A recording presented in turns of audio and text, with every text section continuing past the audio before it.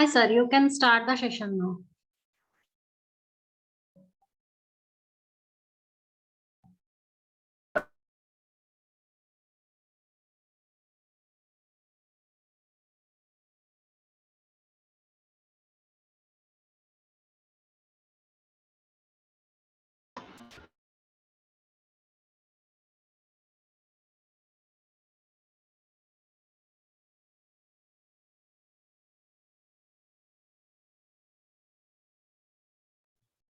Sir, are you able to hear me?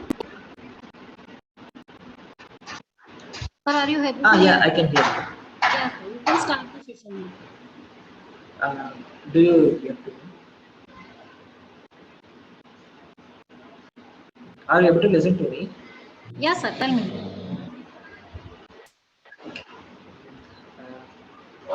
Hi everyone, my name is Satik. I'm working as a design verification engineer. Today I would like to take a demo on ASIC verification, how the course would be and how you are going to learn this course. Okay, let me share my screen.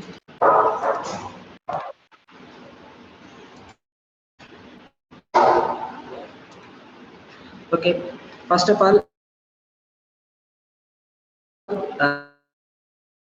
you can share this. Yes, sir. Okay. First of all, welcome all of you to Upgrade Real Estate Technologies. Today we are going to have the demo on ASIC verification. Okay. About Upgrade Real Estate Technologies, this is one of the best premier real estate institute for freshers as well as the working professionals who wants to pursue their real estate studies. And here you will get 100% placement assistance also. And here we do have industry standard tools like Synopsys VCS, which is a tool, EDA tool that used to run design simulations on of RTL designs and DB verification components. We do have VPN support 24/7 and tool support 24/7, so you can practice, do practice, or wants to make any projects on the tools. When it comes to the trainers, we do have 15 plus years of experience. Trainers were there to provide you quality education, and per advancement placement training would be given along with the training materials, and mock interviews would be conducted. Those mock interviews feedback would be given to you to make yourself comfortable with the interviews. Okay. Why to select a VLSI technologies? Actually, here we do have expert trainees since 15 plus years of experience. Trainers would be there, and also curriculum, exact robust curriculum you do have, and also we do provide 100% placement support. That is 100% placement assistance. Till you get the job, you are going to uh, uh, take care of by providing mock interviews and giving the feedback to you and encourage you to upgrade yourself. And this is online course and affordable fee. And also here we do have EDA tools like Async and Synopsys VCS.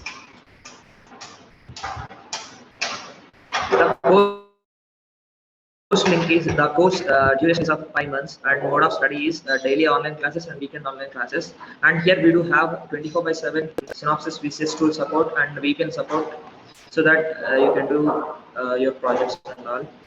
And course material, all the required course materials would be couriered to your respective addresses. When it comes to the eligibility, those who have completed BTech or BE in EEE or ECE or EIE, that is related to any electronics background, would be eligible for this course. And also MTech or ME, that is any specialization in electronics, that is VLSI or embedded systems, would be allowed to pursue this course. Those who have completed or pursuing their final year of BTech or final semester of BTech can be eligible to this course. Okay, next one is when it comes to the placement. Generally, as a fresher, you may get 4 to 6 lakhs of 6 lakhs package, minimum basic package in startup companies or service companies or product companies. And you may get, if you have 3+ years of experience in industry, VLSI industry or front end, to respective front end, then you do have 12 to 15 lakhs of package. And if you have have 5 plus years of experience, then you may get easily 25 to 30. And even if you have 5 plus years of experience, you may have the chance to have a role of team lead. If you have 13 plus years of experience, then you will have 50 to 70 lakhs per annum, and you may have the chance to get as a manager. When it comes to the placement support, we do have 200 plus hiring companies, including that includes both startup companies, service companies, and product companies. When it comes to the MNC companies like L&T, Capgemini, HCL, Wipro, Cient Semiconductors, Synapse, Design, and Scientra, all are service-based companies, and AMD, Intel, Samsung, all these are related to product companies. And also until you get placed, you are going to get interview feedbacks, that is mock interviews are being conducted to you until you get placed, and also full support and VPN access would be given to you till you get placed.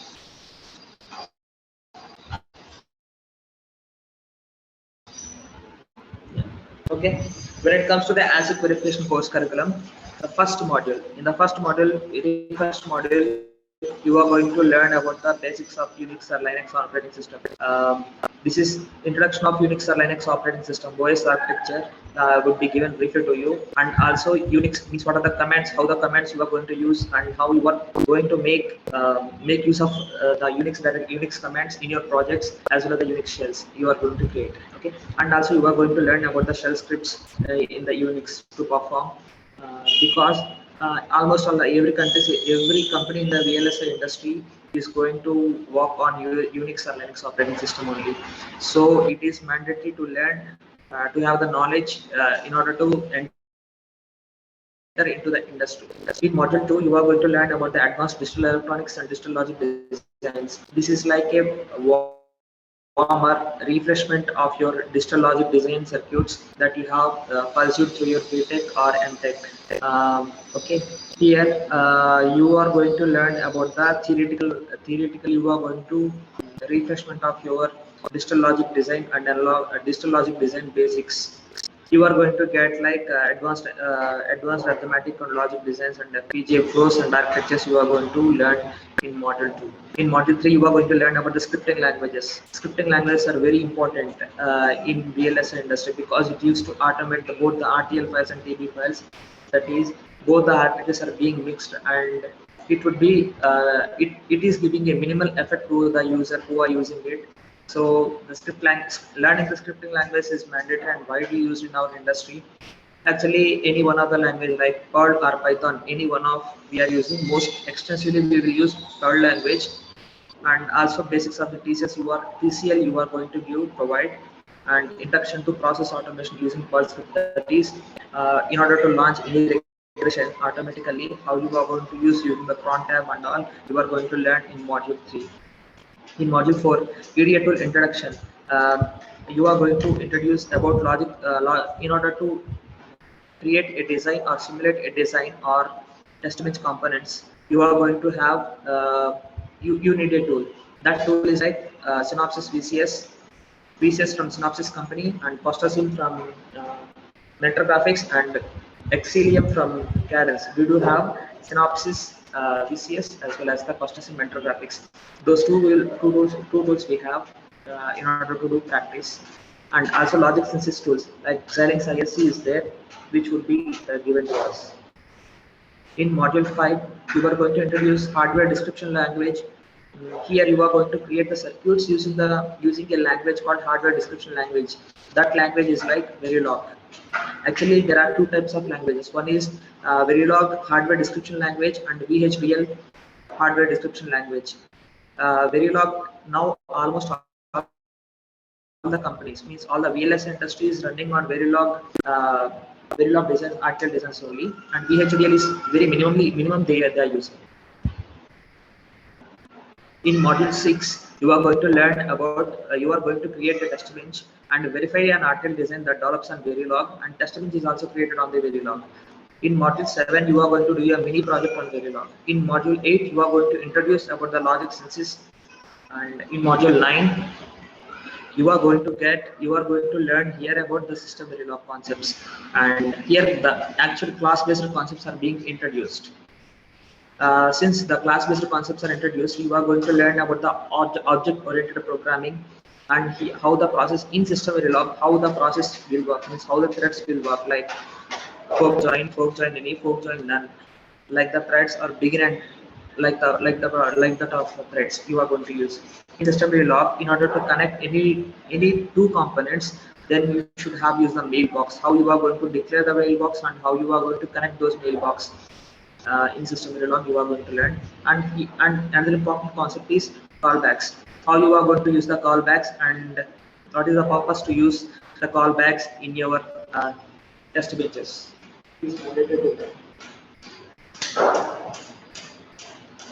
And also system Verilog covers a very important metric called functional coverage. Functional coverage is a metric that used to measure the status progress of the project. That is how much completeness of the project it is going to dictate direct. Any one of your manager or team lead wants to review the progress of a project, then they would have asked the what is the function coverage number or the code coverage number. They would have asked both of them. And also introduction to assertions. Here you are going to introduce about the assertions as well, and how the protocol 6 you are being doing, and all those kind of things you are going to learn in module 9. In module 10 you are going to have a new project system Verilog. In module 11 you are going to learn about a methodology called UVM methodology. That is test bench is being developed in UVM. That is almost done by system Verilog only, but the methodology is being developed in UVM. UVM is a standardized methodology with IEEE standard of 1588.3 1800.3. Sorry. In module 12 you are going to do a mini project on that develops on UVM test bench, and you are going to verify an RTL design in Verilog. In module 13 you are going to learn about the UVM RAL concepts. That is how the UVM environment will be used to make register abstraction layer. RAL means register abstraction layer. That if you want to verify the CSR registers or memories in a design, in your design RTL design, then you must have UVM RAL knowledge. Because of it you are going to thousands of CSRs or thousands of memory locations can be easily verified using the RAL model concepts, because of which it is very important for us to do RAL model. In module 14 you are going to learn how to develop the verification plan. That is how the architecture should be to create a test bench or the RTL design, and how what are the scenarios or what are the features that you have to extract from the protocol, and you should have make an extensive test plan independently to use in your projects. That session plan, and also you need to what are the features were there and how you are going to cover by using the coverage plan. That is how you have to define the cover groups, and inside the cover points what bins you have to make, like illegal bins or ignore bins or auto bins. That plan should be you are going to cover. And also at final you are going to analyze about the coverage analysis, means how you are going to differentiate between the coverage functional coverage analysis and code coverage analysis. In module 15 you are going to learn about soft skills, that is how to develop the language skills or communication skills and all. Okay, let's consider the basics of Linux. Just like a Windows operating system, iOS or Mac OS, Linux is also an operating system. Linux is an operating system. This is one of the most popular operating system in our earth. Okay. This operating system, Linux or Unix, is using almost every company, every VLSA company, product company or service company, almost all everywhere you are going to use Unix only. So all the projects that you have to do only on Unix or Linux. So it is mandatory to learn any one of you have to learn these commands, how to use, what is the basics. You have to learn the basics of the Linux commands or Unix commands in order to work effectively on your projects. Okay, for example, the commands in the sense, suppose if you want to open a file, then you have to use the gvim command. If you want to copy a file, and you have to provide syntax like cp destination file, source file, and destination file you should provide. If you want to copy recursively, then cp-rf source file and destination file you should provide. If you want to move or rename a file, then you have to use mv command, source file, and just renaming file and the file that you want to be used. Okay, if you want to grab something in your environment, if you want to, then you have to use grep dash ir and a string that you want to search in your project or directory. And if you want to use if you want to open a power code, then you have to use the p4p, and like that comments are, many comments were there. So you are going to learn those comments in module 1. In module 2 you are going to here this is like advanced digital electronics or digital logic design. This is like refresh, as I previously told, this is like a refreshment of your btech topics, digital logic design. This is like you are going to theoretically you are going to learn about this, how to design a digital logic design. Suppose a truth table is given to you, from the truth table you have to extract a design. The process is like right from the truth table. After the truth table is drawn, then you have to apply a k-map on it. After applying the k-map, you are going to minimize the equations. Then after you got the equations, then you are going to draw the circuit. This is how the theoretically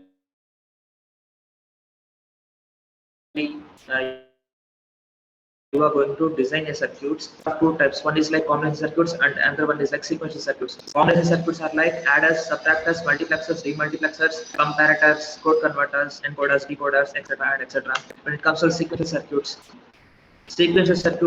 like there are two types of mainly two types of sequential circuits. The basic minimum, the common elements are like latches and flip-flops. Even though latch is made up of flip-flop, sorry, flip-flop is made up of latches. Combination of two latches is called a flip-flop. You will made a flip-flop. Okay, we have flip-flops of many types, 4 types. Actually, we have JK flip-flop, T flip-flop, D flip-flop, SR flip-flop.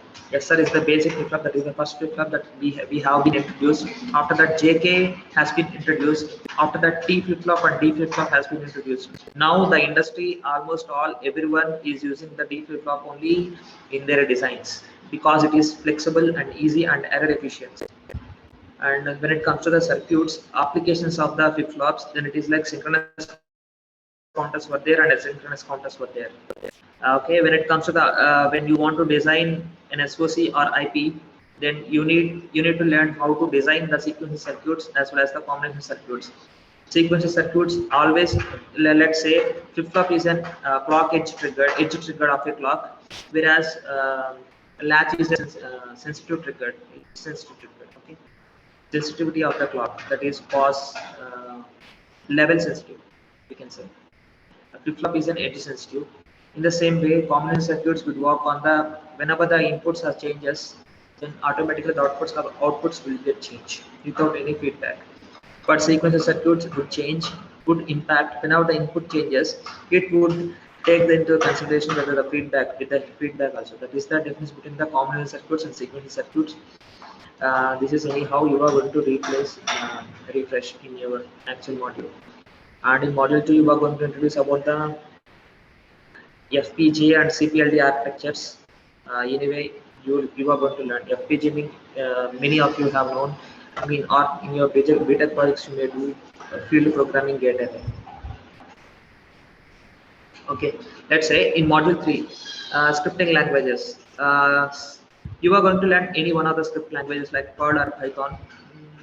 Okay, Perl or Python is very necessary in order to perform any operations in your projects or automate any projects. Like if you want to run a regression automatically every week in a day, in a particular day and particular time, then you have to use the cron tab, and along with the cron tab you should have used Perl or Python script. So in order to learn the basics of the Perl or Python script, you should have known the basics of Perl or Python script in order to do applications on Perl language. Okay, here I am going to introduce about the Perl elements, like Perl elements and arrays, and how you are going to use hashes, and how the control statements or control loops being operated, and how you are going to do operators in the Perl language and object-oriented programming language in the Perl, how you are going to use. All these kind of steps you are going to learn in the module 3.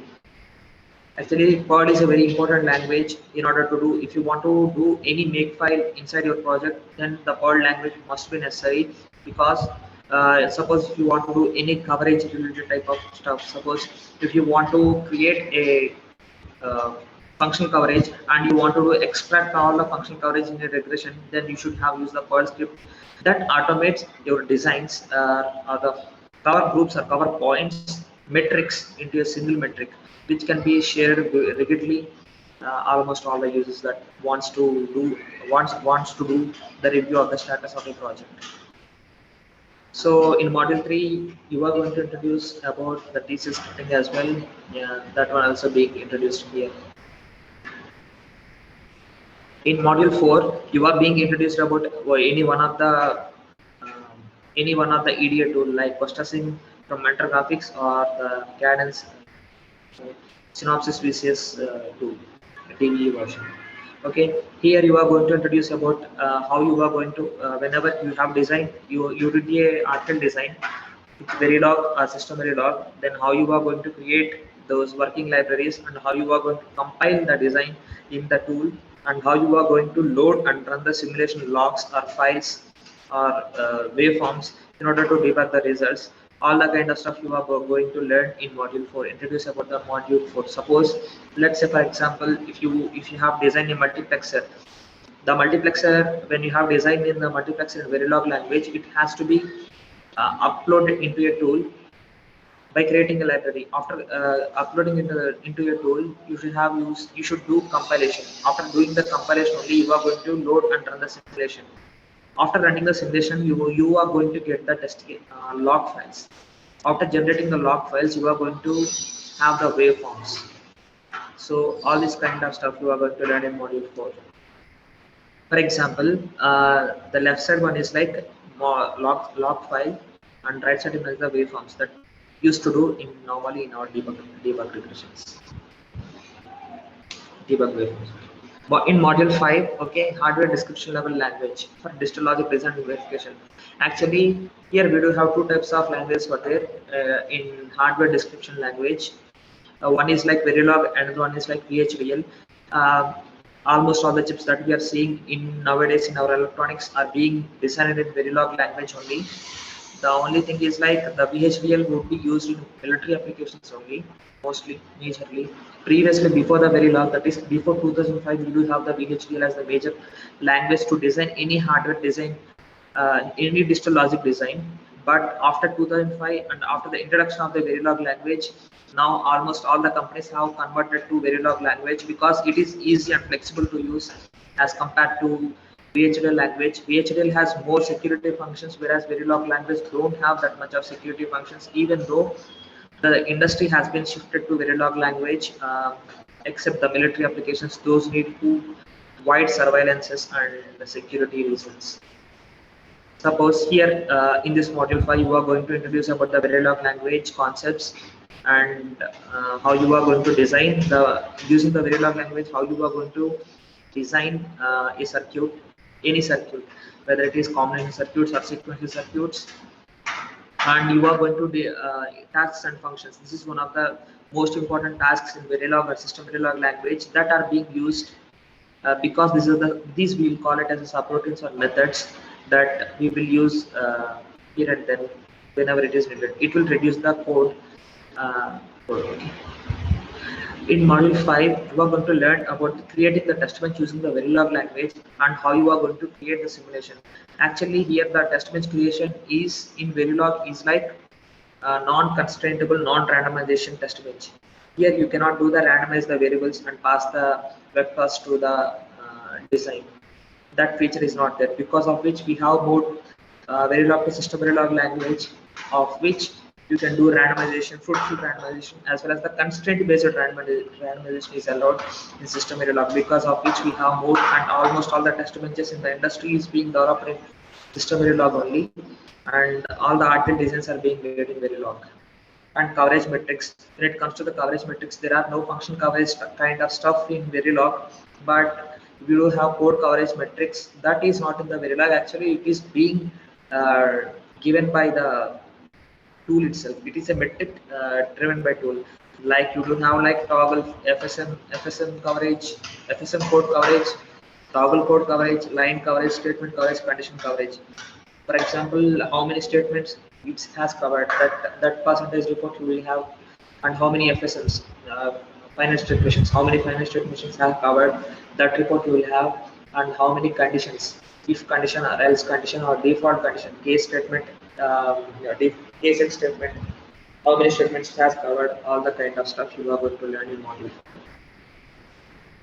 For example, if you want to create a priority encoder using the Verilog language, here are generally in digital logic design, generally from this truth table you are going to directly make, from the truth table you are going to apply the K-map on this truth table. After applying the K-map, you are going to minimize the equations. After applying the equations, you are going to draw the circuit.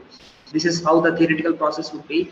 If you want to generate, if you want to write a code by using the Verilog code, if you want to generate circuit, then you have to use, all you have to do is you have to create like this module priority encoder. After priority encoder, you should have passed the arguments, like suppose DAV. Suppose input is like D, that is the input that we are giving of 5-bit bus, and output is like A, that is 3-bit bus, and second output is like V. Actually, assign A equal to B. This is the logic that we are being used to drive the output A using the inputs that we have in our at our hand. This is the logic. Assign is the logic that we are using in our projects, in our logic to drive the outputs. This is the design that used to compile and simulate in the any EDA tool like FirstASIM or VCS. Next one is like tasks and functions. This is very important concept both in the Verilog and system Verilog. Tasks would work in non-zero simulation time, whereas functions would work in zero simulation time. Task can call function. Function cannot call task if the timing constraint is there. If there is no constraint, then function can call tasks as well. Task can call another task, that is also allowed. This is reduced. This is greatly used because whenever there is a reuse, whenever there is a need to reuse any tasks or functions, or repetition of the code cannot be allowed using this task and functions. This is very useful in calling. Test benches. As I previously told you, the test bench that is being developed in Verilog is not up to the mark because the test bench developed in Verilog is not effective because it doesn't generate any fruitful randomization. Randomization would not be do here, and also constraint randomization is concept is itself is not there in Verilog test benches. So because of which we have moved from Verilog language to system Verilog test benches. In module 8, let's say here introduction of logic synthesis. Already, suppose let's say we have created a priority encoder, that is a circuit that we have using designed in our Verilog. The code that the design that you have made in Verilog itself is a register transfer level code. Okay, RTL code we used to say, RTL design. Okay, that design you have to make it to gate level. In order to make it to a gate level, you should know about a tool called Xilinx ISC tool. It used to generate the netlist, that is RTL design is being converted into a gate level simulation, gate level representation, of which you are going to have represent in the standard cell library, and certain design constraints you are going to make, and you are going to generate a netlist. That netlist is being used by the physical design and analog design, layout, and PD layout, static timing analysis. All this backend of the VLSI, backend VLSI is being used after generating the netlist generation. Okay, remember RTL design and design verification are present in VLSI front end, and remaining like PD, STA, static timing analysis, layout, all those come under backend of VLSI. Module 9, Introduction to System Verilog. Actually, System Verilog is a language that is extends to the Verilog language itself.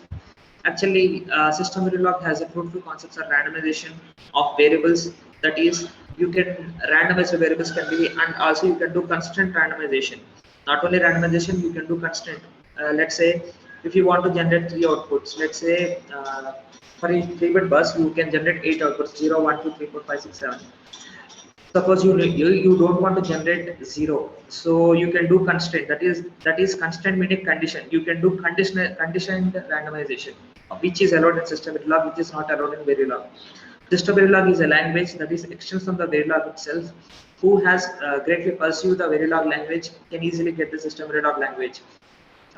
In Verilog language, you have module creation. Modules, everything is created, every code is written in module and end module. But in system Verilog, the code would work both in module and end module and class and end class. That is, your class-based concepts is being introduced. Why? Because class-based concepts are used to create the memory in the runtime. There are module-based concepts used to create the memory whole time. Class-based concepts will create memory only whenever an object is called, and after that the memory is goes into brain. That is why we have moved. Another reason we have moved to system Verilog, and also system Verilog has an important concept called constraint. Constraints and accession system Verilog OOP concept also being used. Since class concept is there, class is based on the OOP concept, means object-oriented programming concepts. All this kind of support also there in system Verilog. And here in system Verilog, there is a new data type called logic data type. This would be greatly used in interfaces. Actually, here in system Verilog, virtual interface would be great supported. Actually, interface itself is a synthesis that is along with the RTL design, but in system Verilog would support this synthesis, virtual interface, virtual concept of the interface, due to which we can plug and play in any universal verification component or the drivers and monitors that we are being used in our system Verilog language. Coverage support, as I previously told, here in system Verilog, it is going to support code coverage and both code coverage and functional coverage. Code coverage is a metric that is driven from tool, but functional coverage would be given by defining the cover groups and cover points from the protocol. That is during the coverage plan being developed during the protocol reviews. You are going to make this coverage plan. Coverage. Okay. Functional coverage is of two types, functional coverage and code coverage. Coverage is of two types. One is like functional coverage and another one is code coverage. Functional coverage is given by system Verilog, developed from system Verilog itself. Actually, this defines the status of the completion of a project. I mean, suppose if anyone manager or director wants to know the project status of the project, then he wants to know the project status, means numbers that he need in numbers. How many numbers? Let's say cover group functional coverage, what is the number, and code coverage, what is the number. Directly, if they know the numbers, then easily they can know what is the status of the project, and when it is, they can easily predict when it is going to complete. If suppose you are going to generate, suppose you have got 85% of the code coverage and 100% of the function coverage, you need to create more randomization. That is where the holes are being created, that is being driven by a directed test case. Yeah, the functional coverage metrics would be like at the starting of the project, the function coverage is very low because very low number of test cases and very low number of features are being implemented, due to which the function coverage is very low. And at the time, whenever the project starts and it is going, the bugs in the design is very pretty much high.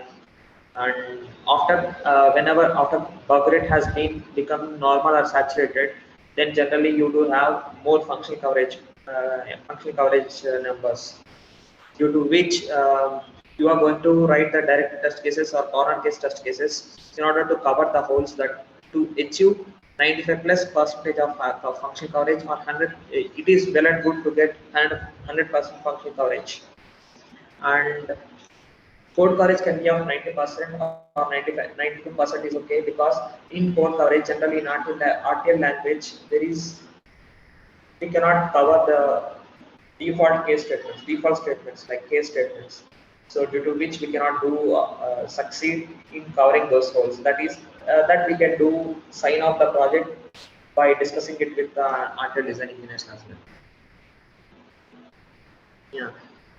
How we do coverage driven verification? Actually, coverage from verification plan, we are being developed the coverage plan as well. Coverage plan in the sense what are the cover groups should be there and what are the features should be present, and inside the cover points, how we have to define the cover points and what bins you have being covered. Like there are three types of bins. One is like auto bins, illegal bins, and ignore bins. What bins you are going to use in your plan, the coverage plan. After that, you are going to generate the random test cases. That is, you are going to run a regression with the random seeds. Okay, after running the random seeds along with the coverage enablement, then you are going to collect the coverage from individual tests. After collecting the individual test, you will have to use the URG command in order to merge all the coverage that is collected at different test cases. You are going to merge into a single one, a single metric. Suppose if you got 95% of the metric, if you need to achieve more, so you have to identify the 5% of the holes, coverage holes, of which you have to write the direct test cases or corner case test cases. After writing the corner case and direct test cases, you have to run again the regression with the coverage enablement. After getting the URG, after you merge all the test case coverage, if you reach 100% or 99%, then it is well and good. Your verification may get complete with the metrics that you have to compare with the code coverage as well, because code coverage should be minimum at max should be you should have 90 above 90% is well and good. In module 9, you are going to learn about the sessions, means how the sessions is being used in your projects. Let's say sessions are of two types. One is like immediate sessions and another one is like concurrent sessions. Concurrent sessions will work on at the positive of the clock or negative of the clock. That is edge of the clock, you are going to use the concurrent sessions. And immediate sessions will work at any cost. Whenever there is a changes happen on the signals, then you are going to use the immediate sessions. In module 11, you are going to learn about the UVM, Universal Verification Methodology. Actually, UVM is a methodology that develops in system Verilog language itself, but UVM gets standardized as 1800.3 standardized, IEEE standard. Okay, almost all the companies that are present right now in the world are going to use the UVM language only. And OVM is the language that is before the UVM. There is a language called OVM that is developed from Cadence and there are yeah, synopsis. Cadence and synopsis both being developed for OVM. In UVM, generally you do have methodology. This is a methodology that used to understand by almost all every design verification engineer. It is a methodology that is developed in the class-based hierarchy, class library hierarchy. Okay. Here the important thing is like factory override, factory and type override, type ID. Actually, factory would be created by using the type ID. Type ID would be a here if you want to replace one instance with another instance, then you must have your type ID. Type ID concept is being introduced in UVM, and no other language would have this. And here the transaction, here the communication between any two components or components, any component is between any components or coverage analysis. You are going to make it in the transaction level modeling, that is TLM level modeling. If you want to connect any two components, that is if you want to connect between the sequencer and driver, then you should have used the TLM ports. That type of methodology is there. And if you want to connect between the monitor and the coverage component, then you should have used analysis port. Like the type of TLM methodology ports, TLM ports would be there. We do have, and here UVM always would support constant random verification test verification. Yeah, the need for a methodology, need for a UVM methodology. Actually, methodology is developed in system design itself. Before introduction of this methodology, each and every company have their own development of test benches. Of which, if you develop a test bench, system of test bench in your own way, you can develop. So you may not, other person may not be understand your methodology, or it is very high time. It will take a lot of time to understand your methodology, how you are going to do the things. So because of which we have been introduced a methodology. So each and every verification engineer has to follow a methodology in order to create the architecture. That is, architecture is already being comes from the methodology itself. If you use that architecture, any person from any company used to easily understand the architecture of TV structure. because of which it is introduced. Okay, actually this with the system lock Vera being introduced, Vera with the upgradation of the Vera RVM language, RVM methodology has been introduced. With VMM, RVM, VMM has been introduced. Intel Cadence and Synopsys has been developed this VMM language, and Mentor Graphics has developed the AVM language, and URM language is being introduced by again Intel itself. After combination of URM and AVM, OVM we got. After VMM 1.2 version we have. After taking the good features in both VMM 1.2 and OVM, we do have the UVM. This is get standardized as IEEE 1800. Okay, benefits of UVM. Suppose you have done one project in UVM. If you are moving from another project, then you don't need to develop all the architecture right from the scratch. You can use directly all the standard architecture from here. This project or other object, just plug and play model. This one, because of which it is very highly flexible. Uh, this is how the UVM architecture looks like. UVM has always universal verification components for there. Like in verification environment, we do have virtual sequencer. Virtual sequencer is like many number of agents or many number of interfaces can be controlled by using a single virtual sequencer. Any number of this would be many virtual sequencer mainly used in many IPs. Suppose if your design has many interfaces, then it should be used to have a virtual sequencer in order to control all the agents. In module 13, you are going to have UVM RAL model. RAL model is a register abstraction layer, which you are going to create the register models and the register model recipes. And if you want to verify a design with lot of CPU registers and lot of memories for there, then you should have opt to this RAL model, because manually you cannot. It will take a lot of time to verify. So using this register abstraction layer, you are going to learn. You are going to know how it is being used. This is how the architecture model looks like UVM RAL model. It is very tough, but in the same way, it is very useful in verifying the CSR registers and memories that are present in our designs, art designs. Yeah, thank you everyone. Thank you so much. If you have any doubts, please do ask.